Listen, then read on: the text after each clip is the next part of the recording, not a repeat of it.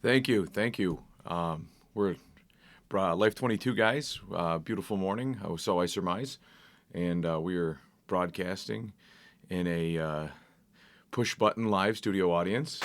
Thanks. Thanks. Messing around with the soundboard today. Yeah. So every time I tell a joke, you'll have the almost live band just sorry, just messing around with the new soundboard. You got that this morning. So if you're on audio only, you didn't get to catch my the beautiful stylings of my facial expressions as I did got to press some of the buttons on my new soundboard. So as we mentioned in previous couple shows previous, that we just got a new the Zoom Pod Track P4, and then all of our XLR mics, so that we can all the Samsung. Which at first I thought it was the same company. So if you're thinking Samsung, Sung, it's Samsung. Like, I want to talk to Samson, right? So just to go a little Dave Chappelle with you back there, I love my coffee in the morning. That nice, what does Joe Rogan call it? Nice, warm, brown hug. Just nestles you in, ready for the morning. You're still in bed, but you're not, right? That's the beauty of coffee. It's definitely a thing to drink in coffee. Well, so guys, today's podcast is not going to be local politics. I know you're super depressed about that, but don't worry. We'll pick up that depression here in just a second, because I want to get into, I don't know if it'll be a weekly thing, but I'm going to be putting this together in a separate playlist on the channel, just like I do a lot of categorical things on the channel. This one is going to be just one of many intro videos to real estate investment. I know a lot of you are very excited. I've got a lot of stuff coming up. And what I might be doing is I might be doing a video seminar, and then for some of our subscribers, we'll be doing it. You'll get the real time, maybe even live feeds into negotiations, into thought processes while it's going on, and then afterwards to the general Joe, who's not one of the the people that are in a higher tier of our subscribers. We are going to you'll get access to that later, but early access will come with those who really help support the channel, and we appreciate you. So that said, we'll get started here in intro to real estate. So I don't know how many of you are interested in real estate. It is a good, solid investment. And there's some books that I recommend that you read. You got to really understand. You have to understand the economy and get to a good place, but you can do that while investing in real estate. So obviously there's the Robert Kiyosaki Rich Dad Poor Dad, and pretty much any book in his series. After you read that one first, and then try to progress your way through the Income Quadrants book. That was good. That was the second one, I believe, in the series, maybe the third. So I recommend going through those, reading Thomas Sowell. Get the Ben Shapiro recommendation on Intro to the Economy is Harry Hazlitt. It's like Basics in Economics or Economics 101 or something along those lines. But it's Harry Hazlitt. He does a great job conveying it. Actually, when I got that recommendation from Ben, I hopped on and read it, and then that's what got me into Thomas Sowell, who does more of a deeper dive in a lot of his different books on different topics. Cosmic Justice is a good one. It's funny how if you take an economist's standpoint, you can kind of get a real good grasp of the world. People don't seem to think about that, right? Like, how do you catch a good criminal? Like, right, follow the money. The Elliot Ness method. It's just how do you catch these people, right? How do you follow what they're doing? How do you better understand something, right? Well, if you turn things into dollars and cents, then you can quantify it, right? It's just one more way. Once you can convert it to like a number, then you can put numbers on paper, and then you can do math. And math is easy, it's trustworthy, it's reliable if you do it correctly. Like, obviously user error is going to flaw your math, but those flaws are easily rooted out because anybody else can come along and realize that you've made a mistake with your math. Where when you're writing or you have a theory and it's not, there's no quantifiability. There is no proofs to to theories or ideas, right? So, but when you quantify them and you turn them into math and then you apply them to the real world, that is your scientific experiment, right? So, in the scientific experiment I'm describing here is ROI. It's one of those beloved anagrams that you will find in the real estate investment world, right? And I am probably would be considered a novice compared to some of the elite investors out there, but I can give you my insight, and then I can invite you to join me on the journey that I take through real estate. And eventually, someday, I'll be like 100 years old. Well, I might even be just 60 years old. I could double in age and still be. I could double in age and still, and probably just be a journeyman. Maybe I'll be a master. I'm pretty good at mastering tasks, but I think I've got a really good grasp. And if I'm a novice, like, you guys must be newborns. You know what I mean? There must be, so I'm just saying there's people out there that are just well more versed in these topics than I am. But so ROI stands for return on investment. So what you're going to want with your return on investment, and if you don't understand what that means, right? You want to invest in a property and then you want it to return proceeds to you.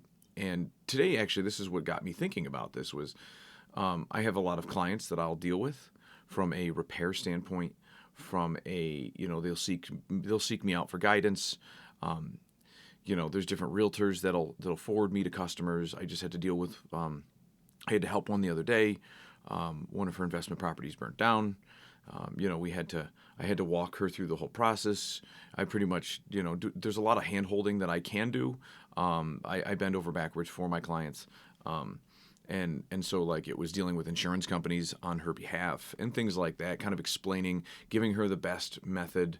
Other people gave her ideas. I showed them where those ideas were flawed and, like, how the best way she can progress through the decision-making process on what she should do.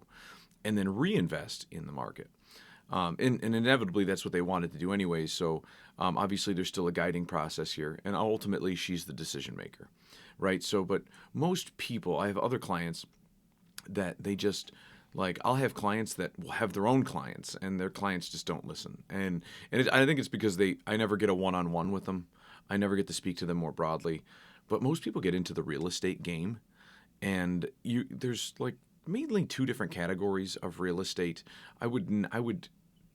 There's probably a third category, but I would separate that from real estate investment. And that is you buying a home, right? So you buying a home, we're not going to delve too deep into that. It's going to be a brief, right here it is. You're going to buy a home.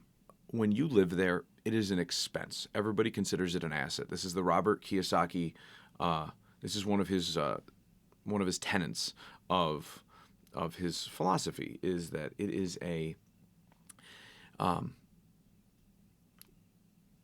your home is an expense, right? You need it to live. It's a necessary expense. It is not like a Ferrari. You don't need a Ferrari, but you do need a car to get to and from work. Maybe you don't. Maybe you can get by on a bike. Maybe you live nearby. Maybe there's never inclement weather, so you can get by on a bike. But essentially, you need transportation. You need a roof over your head. And more important than transportation, you need a roof over your head. So the roof over your head is a necessary expense. It is always an expense because you're always dumping money into it. But it is your home, so it is a necessary expense. But do not just think of it as an investment and just keep buying into it as an investment, right? When you dump money into your home, usually it's because of something you want, something you'd like to see with your home. Does it add resale value? Maybe. But only to you, right? There's a lot of things like, oh, I would love to have, a remodeled kitchen. Well, maybe it's you and your wife love oak cabinets, but the next person just wants plain Jane sterile white. Well, they're going to tear it out and they're going to replace it. So it added no value to that particular person. So there are little things that you can do that increase your home's value. There's things that give subtle increases to value where there's no real actual value to be attained, like a paint job. You paint the siding, you scrape and paint the siding, it costs you $5,000. You just got $20,000 more for your house because it didn't look like a big daunting task, right? And so by you paying the lesser amount of money, somebody else doesn't see the daunting task. To them, the daunting task could be 6 years, right? It's a lot of visual gratification for a small price. So painting your house brings you a big return on your investment, but you're not investing in your home to sell it. You're investing in your home because you live there, right? So a lot of people, and it is a very gray area, but you should lean on the side of it is an expense and not an investment. And in the future, it will be an investment when you sell it and downgrade, but then you're going to have to go use it to buy another one. When you sell a rental property or a flip property or some sort of investment, you don't have to buy another one. You can buy stocks. You can invest in cryptocurrency. You can blow the money on the casino and cocaine, like whatever you want to spend it on. But I'm just saying you don't have to reinvest it in a home. You have to live somewhere, right? So you selling your home usually means that you're buying a new home. So it's literally an expense swap. You're selling one and you may profit from it or you may lose money, but your game plan is not to be selling your home. I mean, it could be part of the plan, right? Like I want to progress out of New York and go somewhere nice, warm, somewhere where the government doesn't, rip pennies from my colon every opportunity to prevent their, to maintain solvency, So, but so that is the one form of investment that, that's probably the most I can really say about home investing is that it's just a gray area. Those are the tenets you should take into it, that it is an expense. So let's jump into the main two other ways that you're going to invest in real estate and make some money, right? So you've got commercial, industrial, and residential, okay? And those are the three major forms of properties. Obviously, you have vacant land, and then you can get into developing. But for the most part, most of you out there are going to, what I find is, and what we're going to focus on is more or less the residential, commercial investment. And commercial we won't touch on as much until later. And that's the area that I'm a little on the weak side on, and I'd like to get more into. And there is more money to be had, and I hear that there's more ease. And so, but I want to touch on the residential today. And a lot of you probably won't get into industrial unless you're getting into investment. If you're investing in, you've got a lot of money, and then at which point you're not taking advice from me. You're getting into industrial, all right? So you're building a facility. You're building, a Siemens facility, a Dresser-Rand, or maybe, because even like your Targets, your Walmarts, they seem industrial, right? Because they're big industrial type buildings, but they, in how they look and they're presented, they're big warehouses, right? But they're not industry, right? So they are still commercial, right? They're commercial use. But what we're going to get into is going to be residential investments, at least today. So one of the major things to that ROI, that return on investment that people forget about, is they think they can make money here and now. I just, all right, a perfect example. An out-of-state investor, Florida, Wisconsin, a lot of them are like California, out west more, and a couple of them are from Florida, Texas, but those regions. But they're usually like the bordering states. They're on the outer perimeter. They have a tendency to like, oh, look at this. I know somebody in New York. Wow, Olean, where we're from, is a nice little example of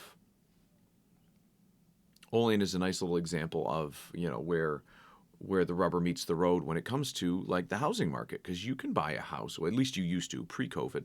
You could buy a house for a while. Pre-COVID, I hadn't spent more than $35,000 on a house, if that tells you anything, right? So I bought a duplex for $35,000. I bought a triplex for $13,000. Obviously, the lower you go, the more money you have to dump into it.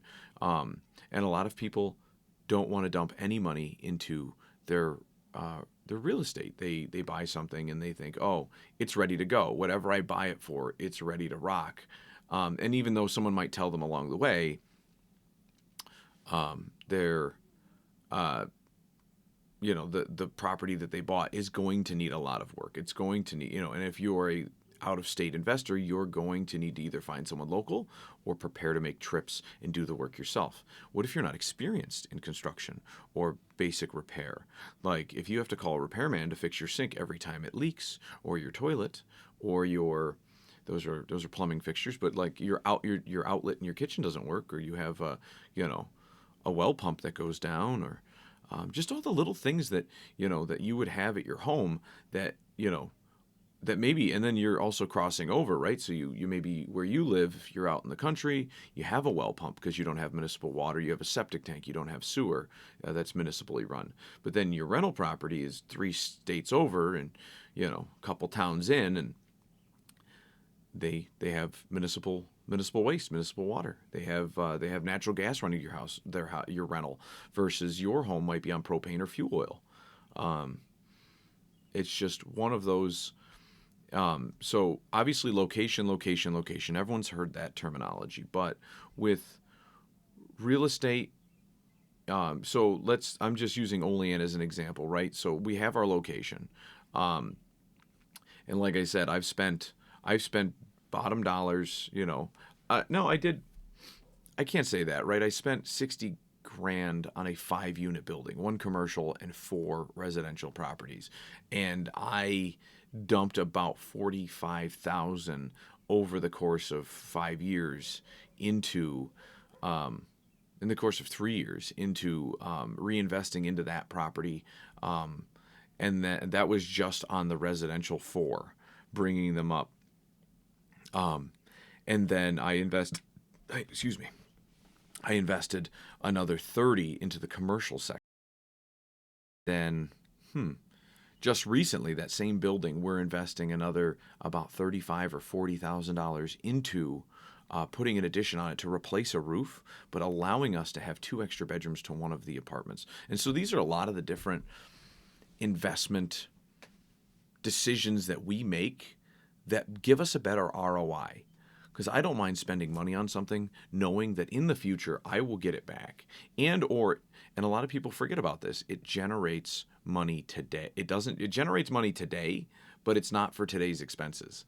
It is to reimburse the sum of the money and go towards, loans, borrowed money, operating expenses, repairs for the future. So and people think that like I can just take this money every month. At the end of setting aside all the mortgage, the property taxes, setting aside all that stuff, I can get $250 or $300 out of this rental property every single month. And it's like, that's great. But until your mortgage is paid off, you shouldn't be touching that money. You should be reinvesting it in, because you never know what happens during a windstorm. Well, maybe you have a rider on your insurance to cover it. Every time you file a claim with your insurance, it goes up, because then you're just one of those people. Like, it's great to have it when your house burns down, but I wouldn't be filing it for every frivolous claim, because you'll eventually get dropped. And there is a list out there. Insurance companies know when people file claims. There are like credit scores for people. So you will be put on one of those lists. It's like the Seinfeld scenario where you're in the doctor and other doctors have access to the notes, right? Like, oh, this is a patient. This is one of those patients, right? So your goal should be to not expect that money right away. Your goal should be understanding that you're going to continue to dump money into this place. Hopefully, it's generating enough money to sustain itself, right? Like an infant, right? That's how a lot of real estate is. It is like an infant. And when we're referring to just turning them into a rental property to get that ROI on investment, right? There is the other side of it, which is you buy a house, you dump a bunch of money into it, and then you flip it.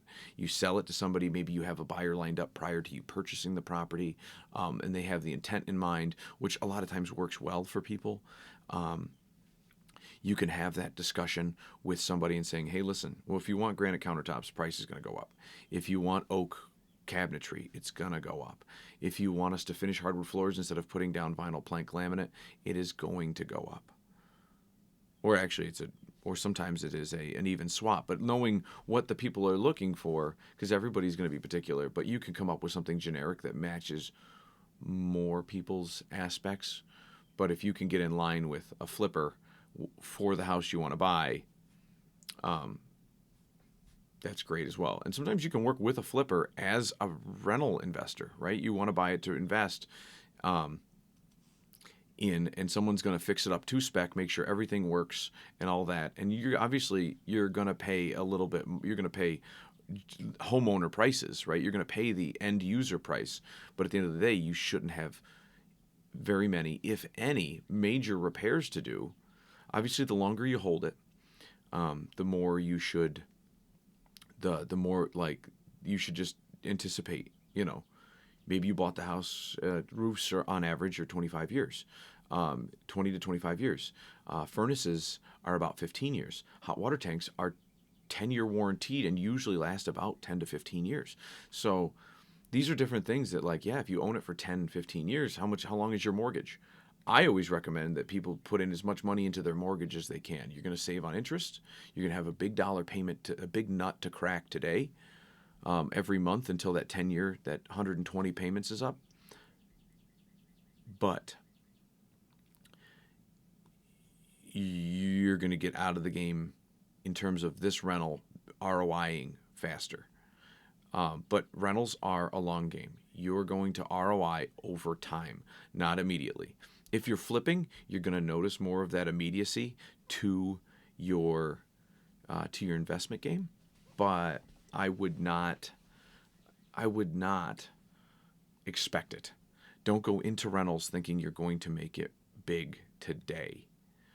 When you make that 10-year mark, when you make that 15-year mark, whatever you're pushing the terms on your mortgages out to, your investors, whoever, if you're doing private investment, if you're doing traditional conventional banking, there's a lot of great discussions to be had there, right? So, and then we can get into finance on a different podcast. We can go down rabbit holes, but this was kind of just I'm throwing a lot at you today. And I might also be all over the place because there's a lot to talk about, right? So, what I like to focus on is that rental. And a lot of people don't like rentals because you have to deal with people, which is in and of itself is an entirely different aspect of rental properties. It is a negotiation with people of all sorts, depending on your area. It's going to be high-income people. It's going to be low-income people. I want to set your mentality and expectations, right? Because there are certain safety standards, right? Like I am a freedoms absolutist, right? I think free speech should exist. I think this should exist. I don't always believe in some of the human rights that people tend to throw together nowadays to tell you that they have, like, oh, I have the right to food. Like, no, because if you had the right to food would be free, right? That's the idea on the right to something, right? Like you have the right to speech. Well, yeah, and I mean, with the exception that, if you're mute, right, you can't speak. But that's why it also comes in the form of writing. It comes in the form of maybe you're blind, and you know what I mean. Like it comes in the form of song where you can't write, but everybody has the right of expression, right? So, but I have a tendency. So we hold. All right, so here's what my thought is, and I come across a lot of landlords, and it's usually a lot of people like those out-of-state type investors. Either they speak from afar, right? So, but at their own home, they would never do something like this. They would never let something slide. Like, oh well, you talk to you get somewhere and you talk to a tenant, and the landlord doesn't put any money into this. And I see this actually. There's a few. There's some local landlords that do this too. You'll find it's not just the out-of-staters. The out-of-staters have that shadow mentality to them where like out of sight, out of mind, and from both perspectives, right? So from the community, somebody who's investing out of state doesn't care about your community. That's the thought process from people that live in the community, which they may not, but it's not always the case. They care about their rental. They don't want to lose their shirt on their investment, so they do have some skin in the game, more skin than a lot of people that live in the community. The people in the community, you might be a tenant. You have zero investment into the community other than you pay your rent. But essentially, you can become a transient and just go to any other community and rent, right? As long as you have an income stream, you can go anywhere you'd like to go. You're not tied down by having these investments that are physically bolted to the ground.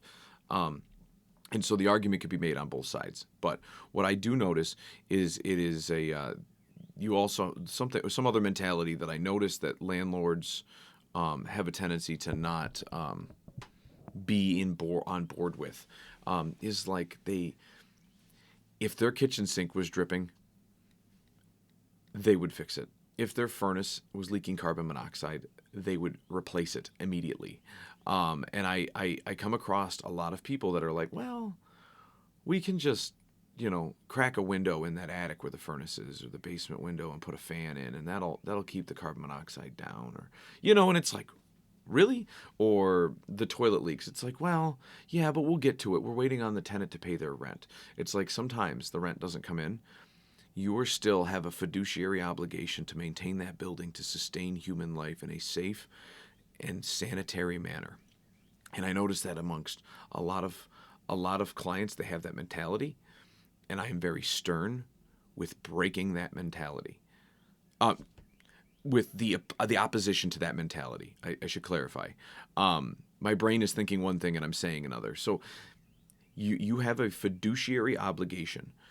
So a fiduciary, for those of you who are not aware, a fiduciary is like your insurance agent is a fiduciary to you when you're in that contract. In that role, they have an obligation to you. If they're working for the insurance company, if like a seller's agent in a real estate deal has a fiduciary obligation to the seller. You could be the buyer's agent; they'd have a fiduciary agent, obligation to you as the buyer, which means that the law holds them to a higher standard. That is what the fiduciary engagement is. You are held to a higher standard. Your loyalties are spelled out in writing, right? Like you can't go and deceive your client to make a better deal with the seller to get a better paycheck. Like you are held to a higher standard.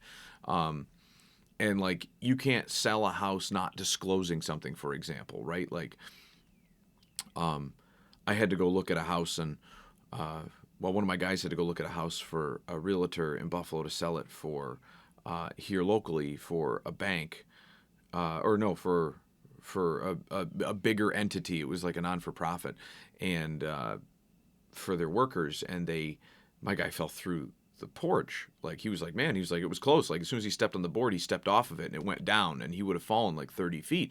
And he made notice to them about it.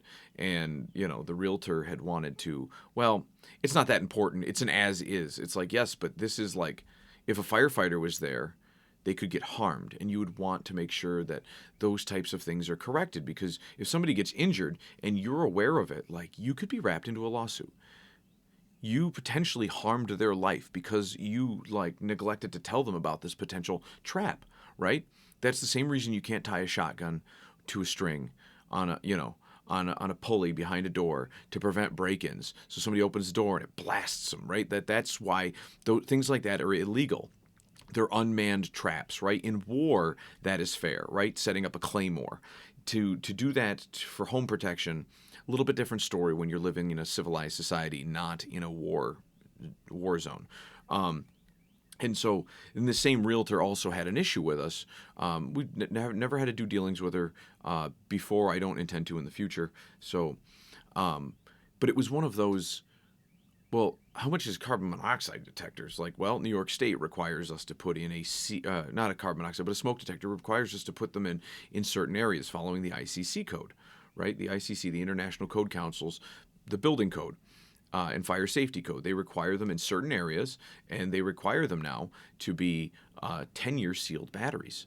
Well, I found some on Amazon, and she's sending me links, and I'm like, yeah, that doesn't even have a UL listing on it. I understand that it's half the price, and I've spoken with the local code office here doing my own rental inspections, and they'll pull down a smoke detector and look at the back of them, because there have been landlords in our area that will go on Temu and buy a smoke detector, and literally they are like if your kid is playing house, right? Like, or your kid is playing in the backyard, there are a lot of replica items, right? There's a fake blender for the for when your daughter wants to play house, and there's a fake stove, and there's maybe a fake gun for your son to play, cops and robbers or what have you, right? There's a lot of fake items. These were smoke detectors that this code enforcer had found that had a blinking red light on it, and it said this is not for practical use. And it's like it didn't even have an underwriting listing, right? Like the UL listing was not even on it. Essentially, it was a blinking light to show you that it had battery power and to make believe that it was an actual smoke detector. Which I get it for if you were to buy this for like a movie set where you don't need a smoke detector to go off, but you want to give the ambiance that it exists. But for you to put it in a real apartment gives people a sense of false security.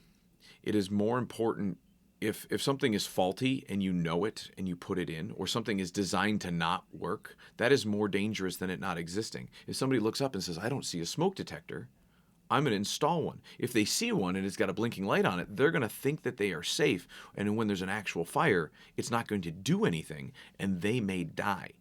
So you're putting people's lives at risk by doing that. Now, and this is where like Kevin, a small government guy, a guy that doesn't think we need as much regulation, can understand and come to the table and work with code enforcement officials, because I do understand the preservation of human life.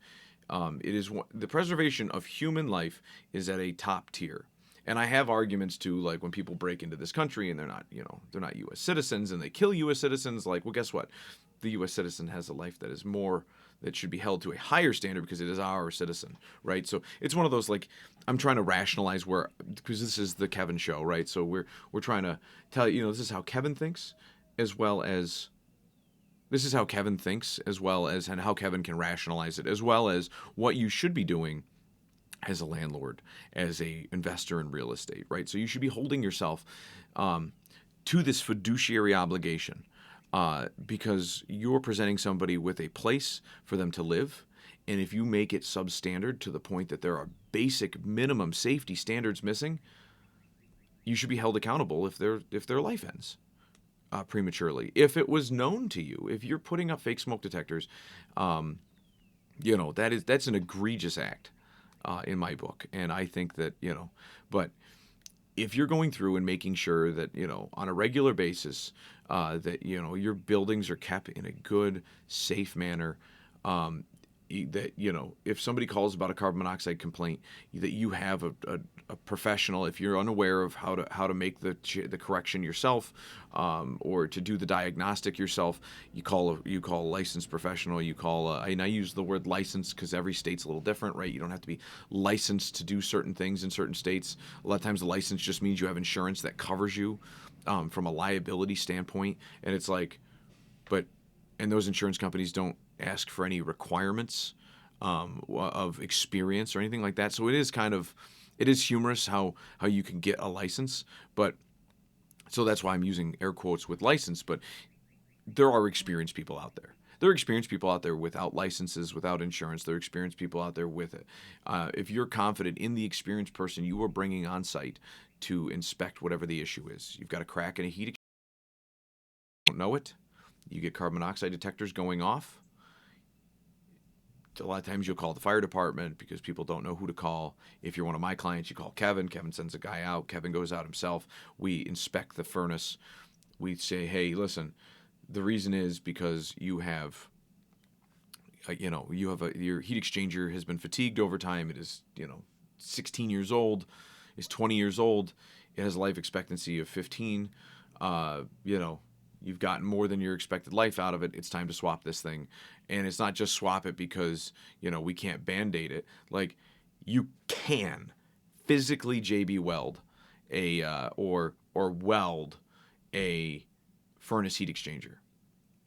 It is never recommended. It is never recommended because you cannot guarantee how long it's going to hold, how it will hold up over the heat as the metal expands and contracts. Will it crack? Things like that. You want to make sure that you have a insured professional come out and inspect your stuff unless you are confident. Like I am an insured professional for the example that we just gave right there. I'm an experienced professional. So these are the different things that that I'm capable of doing. And so if I go do it on my own home or my own rental, where I'm licensed to do it, to other people, I'm confident enough that I can do it myself because I wouldn't be in other people's homes. So it's one of those, like, sometimes you have insurance where you're going out and doing it. Obviously, you should have property insurance on all your properties. You should at least basic fire, so you can reimburse yourself for your rental. You can take care of the demolition of a home, and sell it, and then it's to cover your butt as well as your local municipality, because you're teammates here with the community when you invest. So, but yes, you should. The issue is that I always find is, it's like, man, you go to a place and it's like, well, the faucet's been dripping forever. Well, why isn't it? Why am I the first contractor? Yes. Why am I the first contractor? I don't know. My landlord doesn't typically call anybody, but I made such a stink, I called code enforcement this time instead of just withholding rent. Or sometimes they withhold rent so that the landlord gets the message.